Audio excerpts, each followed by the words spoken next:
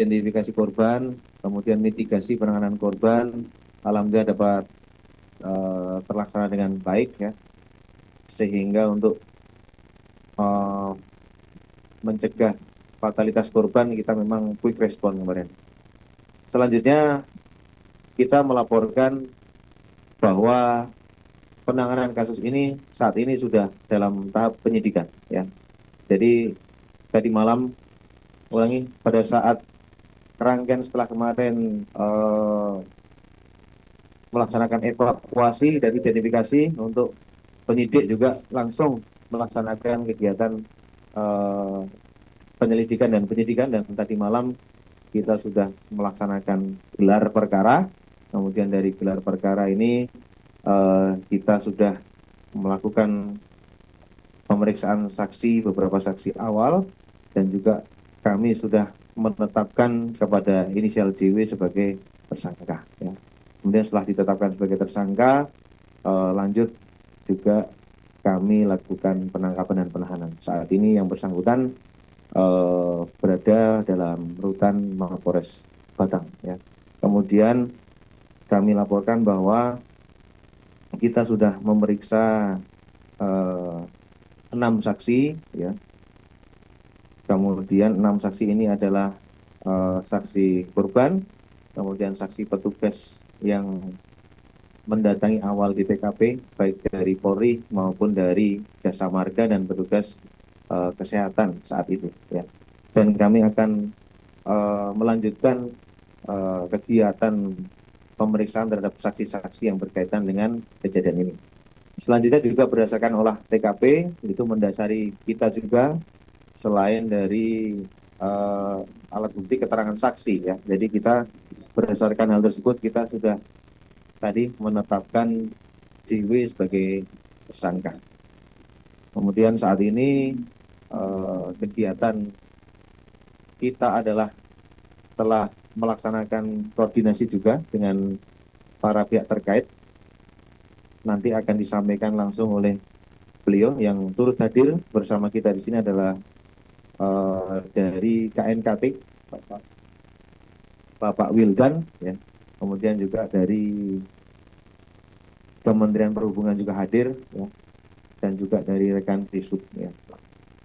Saya kira saya tambahkan ya. Jadi terhadap yang bersangkutan inisial JW, kita terapkan pasal 310 ayat 4 Undang-Undang RI nomor 22 tahun 2009 tentang lalu lintas dan angkutan jalan dengan ancaman pidana paling lama 6 tahun atau denda paling banyak 12 juta rupiah ya.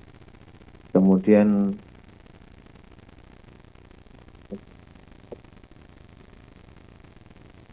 saya kira itu nanti pasal juga kita lapis 310 ayat 3 dan juga 310 ayat 2 ya. Sebelum ada pertanyaan mungkin boleh Bapak membantu kami mungkin menjelaskan.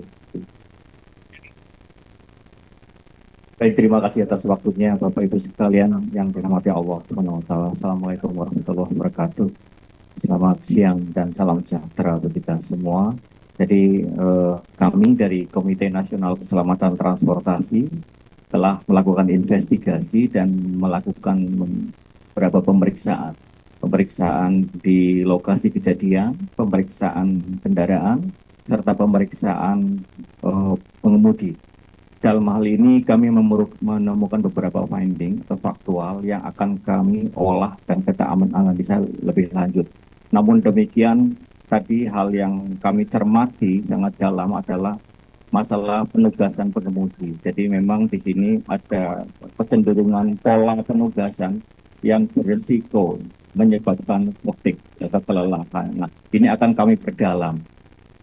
Jika sudah lengkap, nanti kami akan berkoordinasi dengan kepolisian Polres Batang. Kemudian nanti akan kita terbitkan final reportnya dan melakukan media rilis yang sama, kurang lebih dengan seperti yang saat ini, namun dengan analisa yang lebih komprehensif. Mungkin sementara dari kami itu, Pak, jadi kami faktual udah kami peroleh dan kami akan melakukan analisa lebih lanjut terkait hal-hal ini. Demikian, terima kasih, Pak. Oh, ya.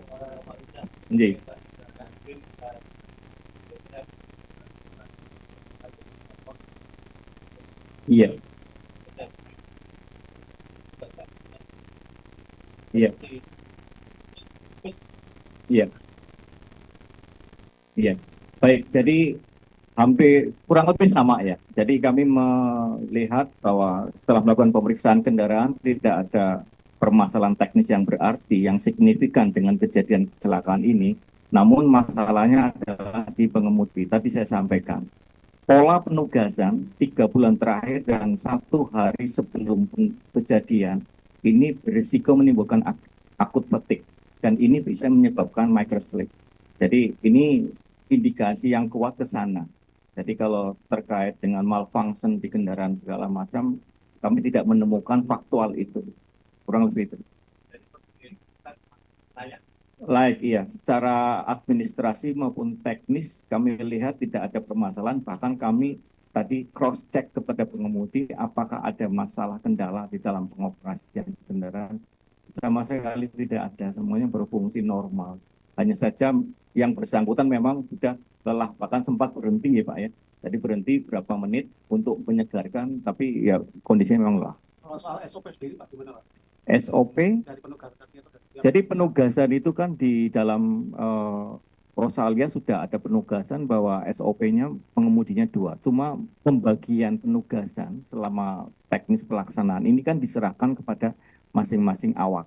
Kapan mau beroperasi, kapan dia istirahat dan sebagainya diserahkan. Nah, ini juga akan kami dalami. Karena eh, ada hal-hal yang perlu diimprove terkait diperbaiki terkait ini dan ini akan menjadi masukan bukan cuma untuk Rosalia tapi juga untuk seluruh perusahaan bus akap pariwisata yang menggunakan 2 awak. Jadi penugasan tadi yang harus menjadi perhatian kami.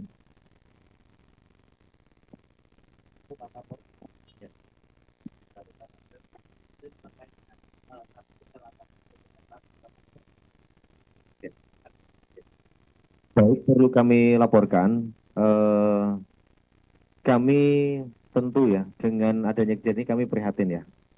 Memang eh, penanganan korban ini juga kita harus iringi dengan rasa empati. Oleh karena memang perlu kami sampaikan bahwa kepolisian ini memiliki yang pertama adalah eh, tim trauma healing ya. Kami sudah melakukan pendampingan sejak sejak bahkan kami ketika mengetahui adanya korban meninggal itu kami sudah langsung turunkan tim trauma healing yang merupakan konselor Polres Batang ya.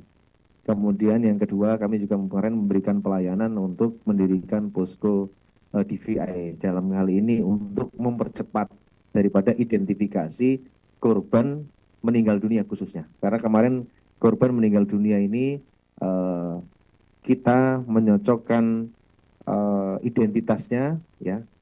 Kita sudah lakukan penggeledahan pada badan korban, kita belum mengenali, kemudian kita dirikan pos DVI dan kita percepat untuk mengetahui identitas baik berdasarkan manifest maupun menghubungi keluarga. Dan terakhir data itu kami nyatakan valid dengan peralatan dari Inavis ya. Itu valid sudah berdasarkan sidik jari kita nyatakan yang awal kami sampaikan diduga dengan nama-nama inisial yang kami sampaikan ternyata valid ya. Jadi kami percepatan. Yang ketiga selanjutnya kami juga dari pihak kepolisian posko yang ada kemarin kami piketkan personil di sana untuk standby, kemudian membantu proses koordinasi para pihak tentunya. Dengan adanya kepolisian di sana berjaga 1 kali 24 jam, memberikan pelayanan percepatan. Termasuk hari ini ada yang menyampaikan kepada kami berkeinginan untuk cepat keluar rumah sakit, mendekat perawatannya ke rumah tujuan. Ini tadi kami sudah fasilitasi, nanti ada yang setelah Jumatan tadi berangkat ke Nganjuk kalau tidak salah ya. Tadi seorang ibu dengan putrinya yang dinyatakan dokter sudah baik ya. Kemudian yang perlu kami laporkan bahwa kita juga memberikan penguatan dan juga membantu sedikit kebutuhan yang ada di sana ya. Kemudian yang jelas rekan-rekan per kemarin kita korban meninggal dunia yang sudah bisa diberangkatkan kita segerakan untuk berangkat ya dengan pengawalan sehingga terjamin keamanannya sampai ke lokasi. Kurang lebih itu kegiatan non penyidikan yang kita bisa berikan ya sebagai wujud empati dari kepolisian kepada masyarakat. kemungkinan untuk tersangka lain ada? Ya, jadi ini rekan-rekan ini baru hari kedua daripada kejadian kemarin ya. Tentu nanti pendalaman ini masih terus kita lakukan. Ya. Sementara memang kami sampaikan yang ditetapkan sebagai tersangka baru satu, ya. Dan perlu kami sampaikan rekan-rekan 6 saksi nanti kemungkinan akan bertambah lagi pemeriksaan kami kepada saksi-saksi yang lain. Ya, silakan ada lagi rekan-rekan. Monggo. Baik. Dari Kementerian Perhubungan ada tambahan? Baik, saya dari Subdit Manajemen Keselamatan, Direktorat Sarana Transportasi Jalan, Direktorat Jenderal Perhubungan Darat, Kementerian Perhubungan. Kami dalam hal ini menunggu final report dari penelitian dari KNKT dan akan melaksanakan apa yang nanti menjadi rekomendasi yang disampaikan kepada kami sesuai dengan tupoksi yang akan kita laksanakan. Demikian, terima kasih. Baik, rekan-rekan, pada intinya kegiatan penyidikan kami terus berjalan dan nanti kami juga menunggu keterangan-keterangan daripada ahli maupun nanti kami melakukan pemeriksaan juga terhadap saksi ahli yang berkaitan dengan kegiatan penyidikan ini ya. Kemudian sekaligus kami sampaikan himbauan, mumpung ini masih juga suasana balik, kami himbau kepada seluruh masyarakat pengguna jalan agar betul-betul memperhatikan kebugaran fisik, harus memberanikan diri dan jujur pada diri sendiri apabila sudah lelah dan beristirahat ya. Tidak lain tidak bukan mengatur waktu istirahat dan kesehatan, kebugaran fisik saat mengemudi adalah salah satu kunci bagi perjalanan seluruh masyarakat yang akan kembali menjadi dalam hal ini arus balik. Terima kasih, saya akhiri. Wassalamualaikum warahmatullahi wabarakatuh.